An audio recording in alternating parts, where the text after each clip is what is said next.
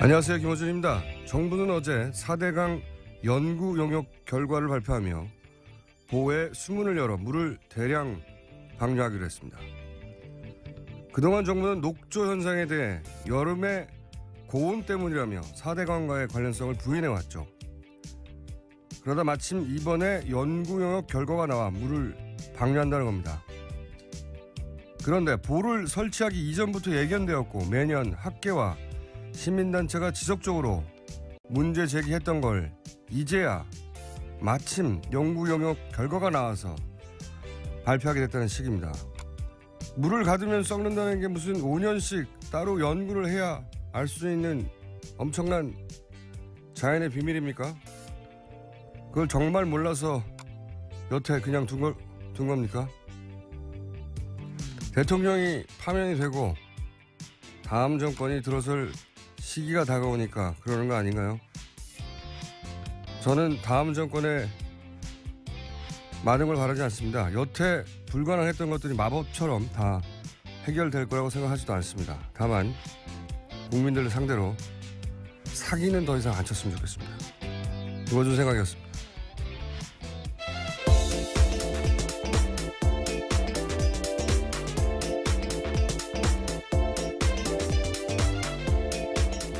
시사인의 김은지입니다. 네. 자, 9시 반이면 저희 방송이 끝난 직후네요. 네. 드디어 오늘 출석이죠? 네, 박근혜 전 대통령이 오늘 오전 9시 반 서울중앙지검으로 출석합니다. 혐의가 몇 가지더라고요. 네, 총 13가지인데요. 삼성으로부터 뇌물 433억 원 받은 등의 혐의를 포함해서요. 네. 블랙리스트 혐의 등 다양합니다. 언론들이 여러 가지 이제 뭐 포인트를 짚고 있는데 김은지 기자는 뭐가 관전 포인트입니까? 수사를 어떤 식으로 하느냐. 아니요, 이제 오늘 출석과 관련해서 전체적으로 뭘 주목해서 보실 예정이에요? 예, 우선은 오늘 나오실지를 가장 주목해서 봐야 되지 나오죠. 않나 싶습니다. 오늘 나옵니다. 네. 여전히 걱정이 됩니다. 아프실 예정이다가 안 아프실 예정으로 바뀌었다고. 네. 몇 차례 나오지 않았던 전력이 있어서요. 여전히 반신반의하고 있습니다. 오늘은 나오실 예정인데 저는 개인적인 관전 포인트가 조사 도중에 아프실 예정이지 않을까. 조사 도중에. 이제 나오시는 건 나오는 거고 조사를 받는 건 받는 건데 도중에 아프실 예정일 수 있다는 생각을 저는 합니다. 왜냐면은 이게 혐의가 너무 많거든요. 13개. 제 경험상으로는 이 정도 혐의면 무조건 자정, 아무리 빨리 해도 자정을 넘겨요. 넘길 수밖에 없어요. 그래서 아마도 변호인단은 지금 이제 점점 정치적으로 민감한 시기로 다가가고 있지 않습니까? 검찰도 역시 대선이 시작되기 전에, 본선이 시작되기 전에 마무리 짓는다고 속도를 내고 있는데 왜냐하면 대선 기간이 되면 정치적 영향 때문에 뭘 어떻게 할 수가 없이 그대로 둘 가능성이 높거든요. 대선 기간에 예를 들어서 구속해서 역풍이 불까 봐도 그렇고 그렇게 대선 기간까지 끌고 가려고 할 수 있다. 그게 박근혜 전 대통령 입장에서는 유리하죠. 정치적 시기가 민감한 시간이 되면 어떤 딜의 여지도 열리고 그러니까 조사가 쉽게 끝나버리면 안 된다는 거죠. 그런 관점에서 게다가 그동안 박근혜 전 대통령 혹은 최순실 변호인들이 굉장히 좋아했던 게 이제 강압수사, 압박수사 이런 거지 않습니까? 이런 프레임이었죠. 생각해보시면 최순실 씨 갑자기 민주주의 특검이 아니라고 그러고. 네, 자백을 강요하고 있다 이렇게 외쳤었죠. 박영재 씨 부인. 김영재 씨 부인요. 김영재 씨 부인 예. 박채윤 씨도 예. 아직 조사도 안 받았는데 호흡곤란으로 갑자기 앰뷸런스 실려간 거 생각났습니까? 예, 그렇죠. 병원 갔다 왔는데 정상이라고 나왔었죠. 예, 아무런 문제 없다고. 조사를 받기 전에 너무 일찍 퍼포먼스에 들어간 거죠. 나중에 특검이 아직 조사 시작도 안 했는데 여하간 이런 강압수사, 압박수사 프레임을 저쪽 변호인단에서 자주 구사에 왔어요. 그래서 저는 늦은 저녁쯤에 조사가 아직 끝나기도 전에 아프실 수도 있다. 예. 개인적인 관점 포인트입니다. 급히 아프실 수 있다. 네, 사실 검찰 입장에서 한 번 더 부르기는 부담스러운 면이 있거든요. 예, 그러면 조사가 사실 마무리되지 않고 끝날 가능성이 있다라는 말씀이신 거죠. 한 번 더 부르게 되는 거죠. 근데 이제 아프셨기 때문에 그 시기를 또 잡는다고 조정을 할 것이고 그러다가 이제 대선 기간으로 들어간다든지 그럴 수 있습니다. 이게 늦은 저녁에 아프실 경우는 그렇고 늦은 그 오후에 더 빨리 아프실 예정일 수도 있어요. 제가 보기에는. 왜 그러냐면은 이 진술 관련해서 계속 연습했다고 하잖아요. 근데 이제 답변은 심플하게 두 가지일 거라고 봐요. 최순실 관련은 모른다. 나는 알지 못했다. 이때까지 쭉 일관된 태도.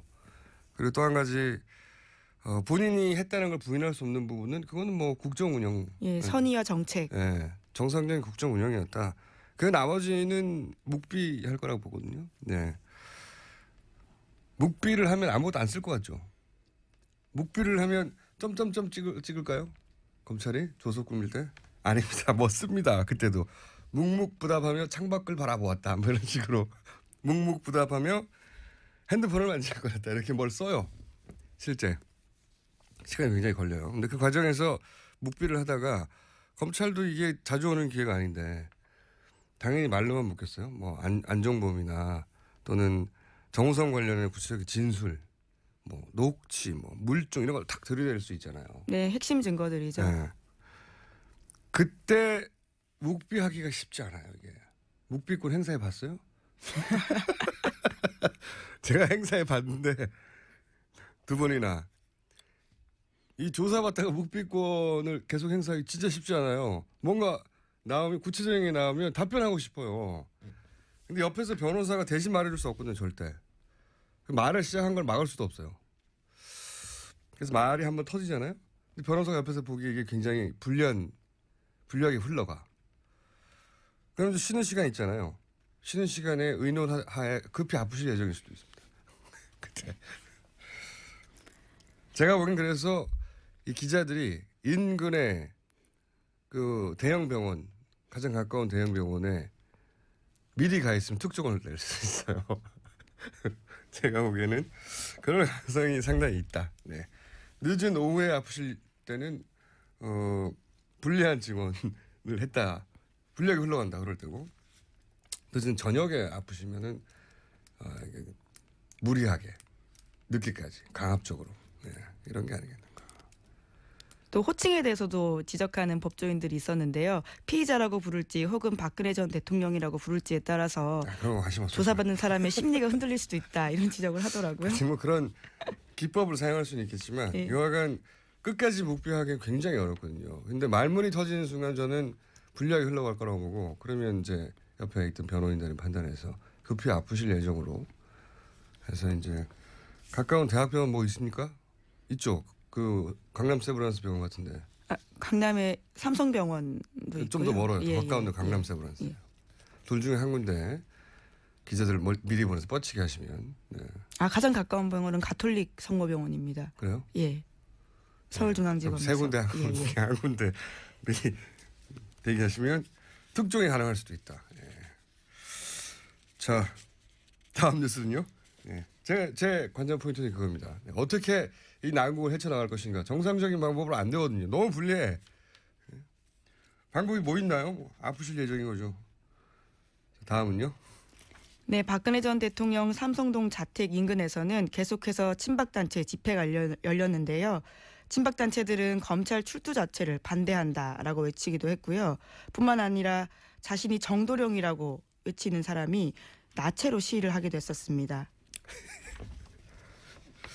이거 축구 경기 같은 거 보다 보면 갑자기 관중이 난입해가지고 벗고 뛰잖아요. 예. 나체 시위를 하면서 이제 외치는 구호가 중요한데 굉장히 나체 시위도 정치적인 나체 시위도 많거든요. 예. 이 경우에는 정도령이다. 정도령 이렇게 외쳤다고 합니다. 어떤 의미인지는 잘 모르겠습니다. 정도령. 이게 예. 자기가 정도령이라는 건가 아니면 박근혜 전 대통령이 정도령이라는 건가요? 아마 본인을 지칭해서 했던 말인 것 같습니다. 현장 기자들의 주어는 이야기를 없는 거죠. 들어보면. 예, 예. 나는 정도령이다 아니면 너는 정도령이다도 아니고 그냥 이게 이제 뭐랄까요? 다 모이네요. 지난 며칠 전에는 마마라고 부르는 분도 있지 않았었나요? 네, 60대 여성분들이셨는데요. 정말 억울하고 원통해서 3일을 굶었습니다. 죄송합니다, 마마. 이렇게 이야기했다고 합니다. 3회를 굶었다고? 예. 여기서 마마는 호환 마마입니까? 이분들 서로 연락하나요? 굉장히 보기 드문 분들이 한꺼번에 다 나오시네. 네, 또 어제는 훈장 차림을 한 연두색 두루마기와 정자관을 쓴 분이요. 국민교육헌장을 읽기도 했다고 합니다. 그 앞에서요. 아니 훈장 복장을 하고 왜 국민교육원장을? 네, 네, 그 이유도 정확하게 모르겠습니다. 참 이분들 연락하나 봅니다 서로. 예. 퍼포먼스 현장입니다. 자 이게 이런 식으로 학교 근처고 주택가인데 벌어지면은 이 주변 주민은 어떡하나요? 네, 그래서 지난 4일간요. 112에 신고된 건만 150건 가까이 된다고 하는데요. 주민들 신고 내용을 보면 이렇습니다. 일행과 대화하는데 옆에서 대화 듣고 박사마 회원 7명 가량이 몰려와서 사과하라 이렇게 외쳤다고 하고요. 옆에서 듣는다고? 예. 그 듣는데 지나가다가 왜 사과하라는 거예요? 들리지 않게 말을 하던가. 네. 게다가 박사모로부터 태극기를 들지 않았다는 이유로 빨갱이 나타났다라는 이유로 때렸다라는 겁니다. 그래서 폭행당했다 신고도 했었고요. 예. 뭔가 거기가 블랙 코미디 현장이 된 것 같아요. 네, 그래서 어제 인근 초등학교 학부모들이요 학생 안전 보장해 달라면서 캠페인 벌이기도 했습니다. 그런데 그 캠페인을 향해서도요 조작된 거 아니냐, 어디서 왔냐 이렇게 소리 질렀다고 합니다. 박근혜 대통령이 돌아가라고 한마디만 하면 되는데 예. 이분들이 아마 이게 검찰로 출석하는 자체를 반대하겠죠. 막았을 것 같아요. 네네, 예. 오늘 그렇게 할 거라고 합니다. 그래도 박근혜 대통령 지금 지지율 조사하면 제 생각에 4~5% 나옵니다. 예. 이분들이 있어요. 그 지지율이 제가 보기에는 김진태 후보에게 가지 않을까. 아직 김진태 후보를 여론조사에 포함한 결과가 발표된 적이 없는데 제 생각에 한 4~5% 정도 나올 것 같아요. 그분이. 지난주 갤럽 조사부터 이름을 올리기 시작했습니다. 그래요? 예. 이제 본 경선에 올라갔죠. 예. 네. 4~5%까지도 가능하다. 저는 개인적으로 생각하는데 그 이야기는 이따 이제 관련 뉴스 남은 얘기하기로 하고 자 다음 뉴스는요. 네, 어제 최순실 씨 형사재판 열렸는데요. 여기에 권오준 포스코 회장이 나왔습니다. 직접 나와서 이렇게 이야기했는데요. 박근혜 전 대통령으로부터 여자 배드민턴 팀 창단 요구를 직접 받았다 이렇게 진술을 했는데요. 또 박 전 대통령 독대 이후에는 안종범 전 수석이 WK 조성민 대표의 전화번호를 건네주면서 만났다라는 증언도 했습니다. 이게 이런 거예요. 예를 들어서 검찰이 이 진술을 이미 가지고 있을 거 아닙니까? 검찰이 예를 들어서 왜 직접 그 배드민턴 팀 창단 요구를 했냐? 그럼 이건 스포츠 발전을 위해서 내가 나선 거다. 여기서 끝날 줄 알겠죠. 그런데 왜 그걸 WK가 맞도록 했냐? WK는 최순실 씨 회사란 말이죠. 최순실 씨가 개인적으로 하는 회사인지 몰랐다. 그럼 누가 소개해 줬냐? 최순실 씨밖에 없거든요. 그 답변이 하다 보면은 이게 빠져나가기 힘들단 말이죠. 이렇게 질문이 진행되는 과정에서 예를 들어서 스포츠 발전을 위해서 그랬다. 근데 왜 WK가 그러면 스포츠 발전은 왜 꼭 최순실 씨 회사가 해야만 하느냐라는 각도로 좁혀 들어가면 갑자기 묵비를 하면 또 불리해요. 진술이. 답변을 하기도 애매하잖아요. 이런 상황, 불리한 상황이 닥치면 아프신 거 말고는 어떻게 나갑니까? 이게 맞아. 근데 그거를 본인은 모를 수 있지만 옆에 앉아있는 변호인 입장에서는 이거 불리하게 돌아간다. 나중에 진술서가 불리하겠다 싶으면 앰뷸런스 부를 수 있습니다. 다음 뉴스는요? 네, 또 어제 형사재판에서요. 최순실 씨 경복초 라인이었던 KD코퍼레이션 대표가 나와서요. 최순실 씨에게 샤넬백에 이어서 4천만 원도 줬다라는 진술을 다시 한번 확인한 건데요. 새롭게 나온 이야기도 있습니다. 이 KD코퍼레이션 대표가요. 삼성에 납품하고 싶다 이렇게 이야기하자 최순실 씨가 삼성은 얘기가 안 먹힌다 라면서 잘랐고요. 이후에 현대차는 가능할 것 같다면서 거기를 해줬다라는 거죠. 삼성은 내 거라는 거죠. 내가 먹는다. 네. 삼성 건들지 마. 새로 나온 내용이네요.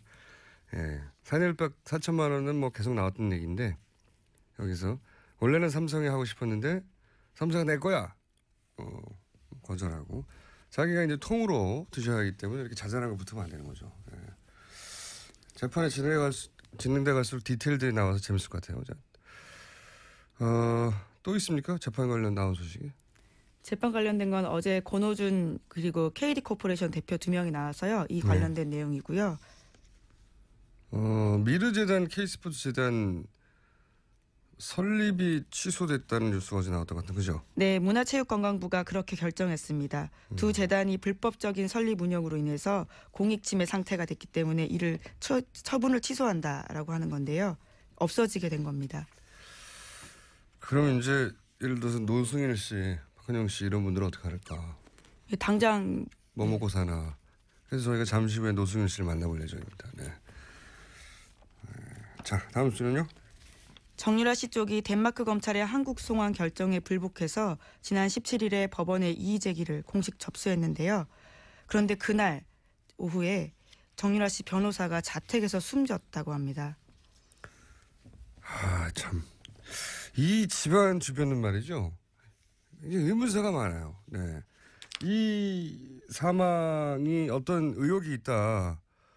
그건 현재까지는 모르겠으나 10년 이내만 따져도 박정희 생가보존회장 의문에 아무 이유 없는 의문의 살해를 당하죠. 네, 살인 사건이었죠. 네. 근데 이제 정치적으로 따지면 이 박정희 생가보존회장이 사망하면서 사실은 당시에 친박연대가 그 지역에 상당히 선전했어요. 네. 결과적으로는 그렇습니다.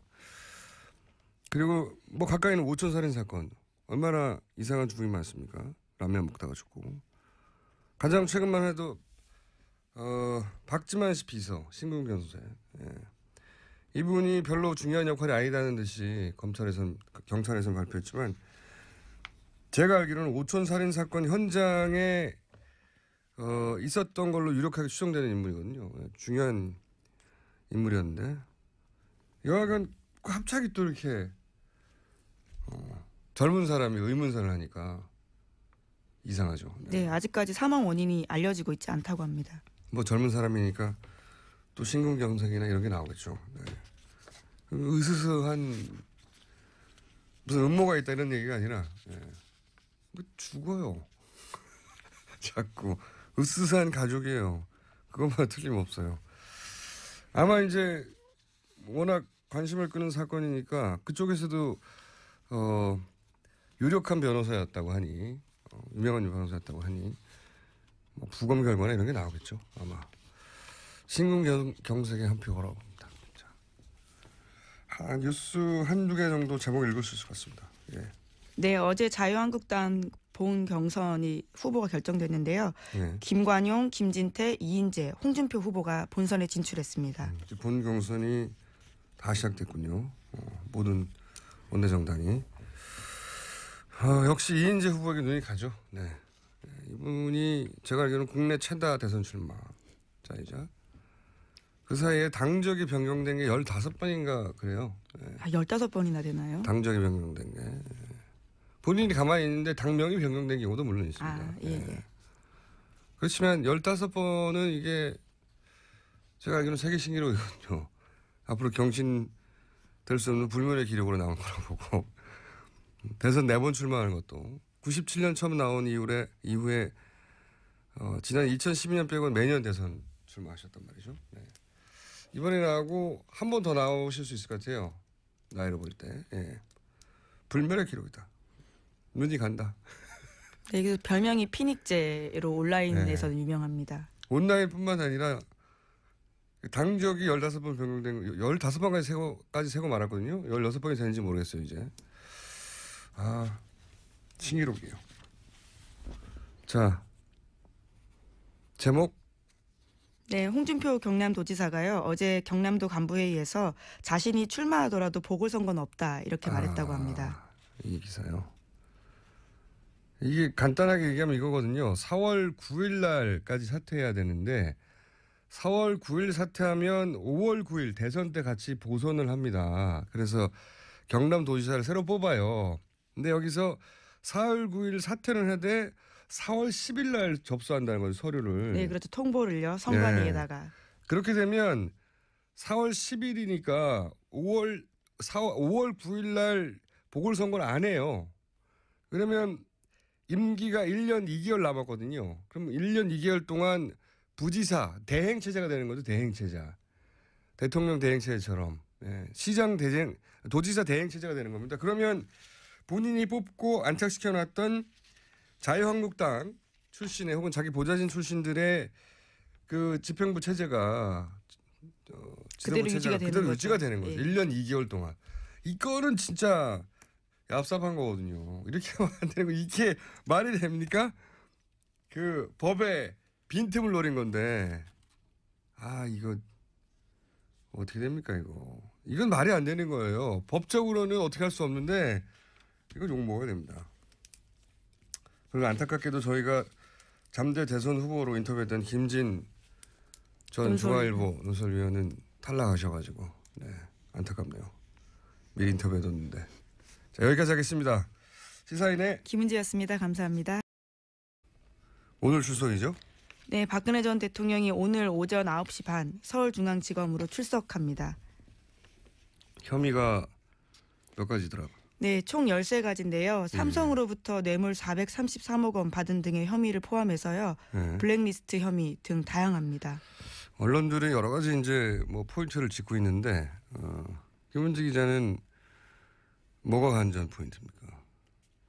수사를 어떤 식으로 하느냐. 아니 이제 오늘 출석과 관련해서 전체적으로 뭘 주목해서 보실 예정이에요? 예, 우선은 오늘 나오실지를 가장 주목해서 봐야 되지 않나 싶습니다. 오늘 나옵니다. 네. 여전히 걱정이 됩니다.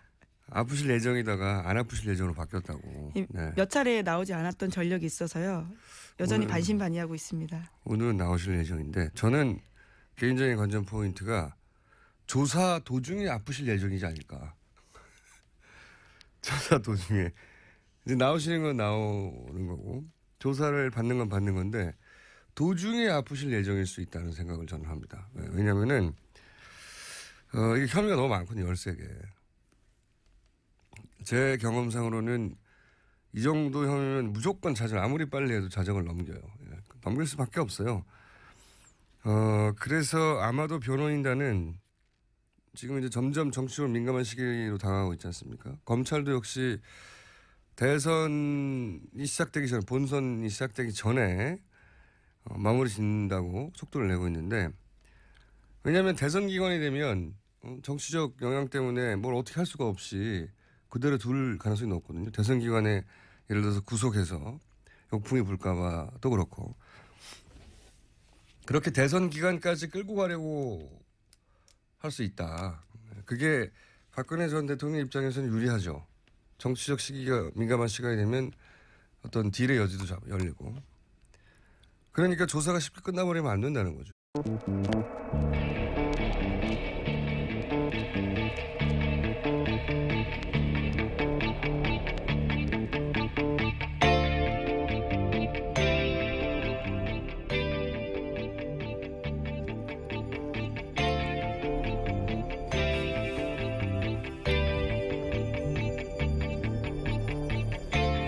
안녕하세요. 김호준입니다. 정부는 어제 4대강 연구 용역 결과를 발표하며 보호에 수문을 열어 물을 대량 방류하기로 했습니다. 그동안 정부는 녹조 현상에 대해 여름의 고온 때문이라며 4대강과의 관련성을 부인해왔죠. 그러다 마침 이번에 연구 용역 결과가 나와 물을 방류한다는 겁니다. 그런데 보를 설치하기 이전부터 예견되었고 매년 학계와 시민단체가 지속적으로 문제 제기했던 걸 이제야 마침 연구 용역 결과가 나와서 발표하게 됐다는 식입니다. 물을 가두면 썩는다는 게 무슨 5년씩 따로 연구를 해야 알 수 있는 엄청난 자연의 비밀입니까? 그걸 정말 몰라서 여태 그냥 둔 겁니까? 대통령이 파면이 되고 다음 정권이 들어설 시기가 다가오니까 그러는 거 아닌가요? 저는 다음 정권에 많은 걸 바라지 않습니다. 여태 불가능했던 것들이 마법처럼 다 해결될 거라고 생각하지도 않습니다. 다만 국민들을 상대로 사기는 더 이상 안 쳤으면 좋겠습니다. 이거준 생각이었습니다.